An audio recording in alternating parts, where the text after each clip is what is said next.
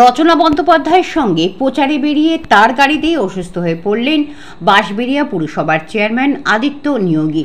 বিধায়ক তপন দাশগুপ্তর গাড়িতে তাকে নিয়ে যাওয়া হলো চিকিৎসার জন্য। হুগলির তৃণমূল প্রার্থী রচনা বন্দ্যোপাধ্যায় আজ সপ্তগ্রাম বিধানসভা এলাকায় ভোট প্রচারে রয়েছেন। সকালে বাঁশবেড়িয়া হংসেশ্বরী মন্দিরে পুজো দিয়ে জনসংযোগ করেন। বাঁশবেড়িয়া থেকে ডানলপ কোয়ার্টার পর্যন্ত চলে জনসংযোগ। প্রার্থীর সঙ্গে প্রচারে রয়েছেন বিধায়ক তপন দাশগুপ্ত, অসীমা পাত্র, বাঁশবেড়িয়া পুরসভার চেয়ারম্যান আদিত্য নিয়োগী। রচনার সঙ্গে প্রচারে ছিলেন। হংসেশ্বরী মন্দির থেকে পুজো দিয়ে বেরোনোর পর হুডখোলা গাড়িতে জনসংযোগ করছিলেন প্রার্থী। সেই গাড়িতেই হঠাৎ অসুস্থ হয়ে পড়েন আদিত্য নিয়োগী।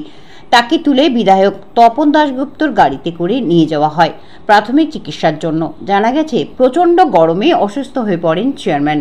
আরও বিস্তারিত জানতে চোখ রাখুন আমার বাংলার পর্দায়।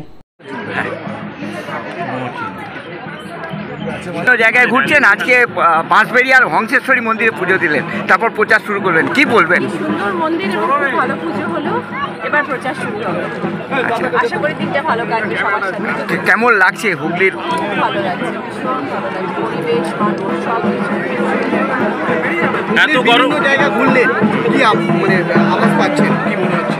সকল থেকে তো খুব পজিটিভ ভাইবসই পাচ্ছি, সবাই ভীষণ আশাবাদী এবং আমি নিজেও ভীষণ আশাবাদী। দেখা যাক তারপরে কি হয়। দাবি ত্যাগ এই চ্যানেল কোনো প্রচার করে না। হিংসাত্মক, ক্ষতিকারক বা অবৈধ কার্যকলাপ এই চ্যানেল দ্বারা প্রদত্ত সমস্ত বিষয়বস্তু শুধুমাত্র একটি শিক্ষামূলক উদ্দেশ্যের জন্য। ধন্যবাদ। শুভেচ্ছা টিম আমার বাংলা নিউজ।